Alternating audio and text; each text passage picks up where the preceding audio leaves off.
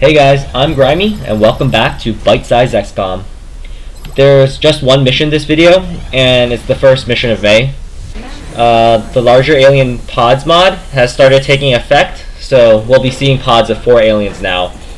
Additionally, since it's May, we're also going to see mutons. I'll send word to the Foundry crews now. Anyways, the topic for this video is going to be weapon fragments. I've collected a huge number of scientists, and I've started building a few laboratories, which means I'm going to be eating through my weapon fragments a lot more quickly than other more typical playthroughs. I actually got, out of the 4 abductions last 2 months, I got scientists from 3 of them, so I'm rocking research about as quickly as I can go. In hindsight, I used a lot of rockets last month, and I probably should have reined that in a little. I used a bit fewer rockets. Would have had a few more weapon fragments. I would be in a slightly better position, but you know, oh well.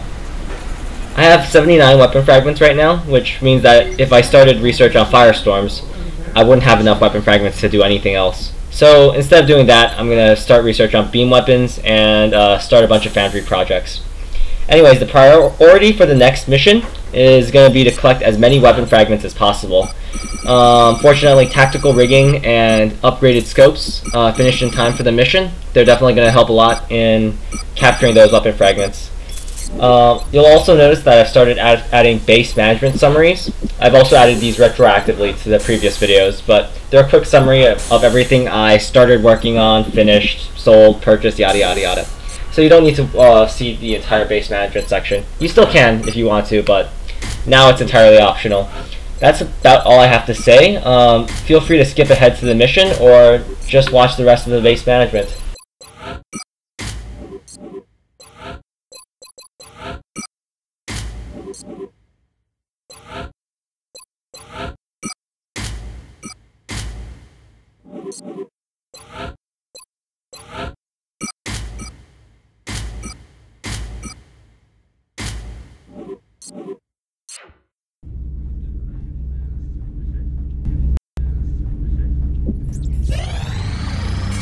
Contact detected. Once again, guys, the goal of this mission is to capture as many weapon fragments as possible. I'm not going to talk about map strategies in this video because I feel like what I do in this video is really similar to what I did in previous videos. That is, I use battle scanners to make sure my path is safe, and I always have a backup plan just in case my gunshots don't quite work out as I hoped. The first engagement with the floaters goes well. This is due mostly to the battle scanner. The information from the scanner allowed my soldiers to move in as close as possible to the floaters without triggering line of sight, which means when we actually engaged the floaters the following turn, my soldiers could just run in and get a bunch of nice flanking shots for high accuracy kills on all the floaters. Unfortunately, I do not have the luxury of a battle scanner when a pod of thin men stumble into my squad the following turn. They also split up, meaning I can't hit all of them with a single rocket. One of them hides behind the UFO, so I use a rocket to open up line of sight with that last thin man.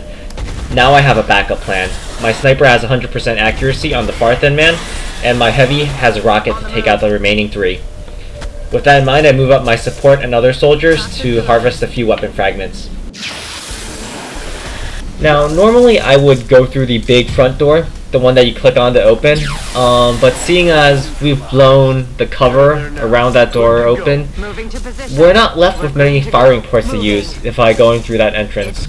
So instead, I'm going to move my soldiers towards the left end, and we're going to advance through the UFO from that direction instead. Running. On Overwatch. I'm on the move. Running.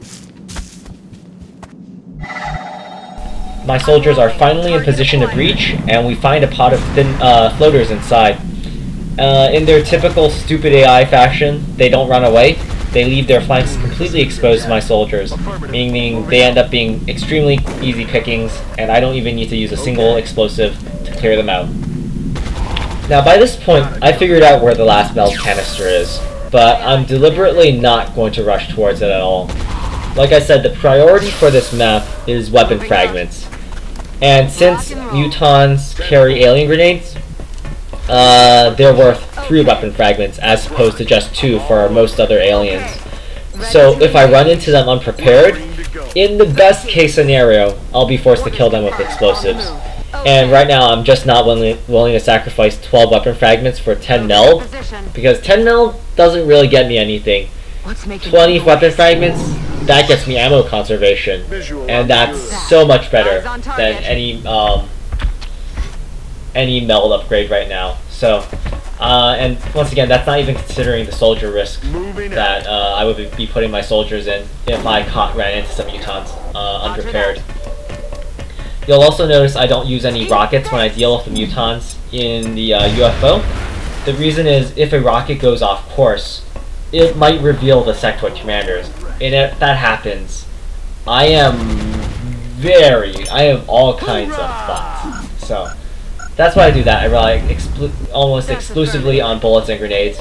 Fortunately, things go well. I have a lot of 100% kill chances, and I clean them up pretty easily. Last group of aliens is going to be the sectoid commanders. They're also like mutons in that they carry grenades, so they're also worth 3 weapon fragments. So keep that in mind. So long as you avoid blowing up aliens like mutons with explosives, you'll be able to get slightly more weapon fragments while still making use of your rockets and so forth. Anyways, that's about all I have to say for this video. Thank you guys for watching. I'll see you guys in the next video. There will be a little base management section following this. Nothing too exciting. Like I said, there will be a base management summary, but in short, I get heavy lasers out, which means heavy lasers for my heavies and laser cannons for my interceptors. And alien grenades. Those finish building. So that's that. Once again, thanks for watching. I'll see you guys in the next video. I'm on the move. Another one down. Good work, Commander. I'm continually impressed by the efforts of our troops, Commander. Recovering this meld substance is crucial to our scientific pursuits.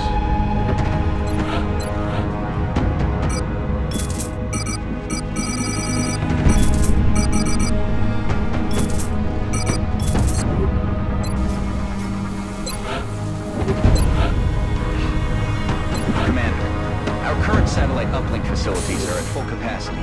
We should build additional uplinks as soon as...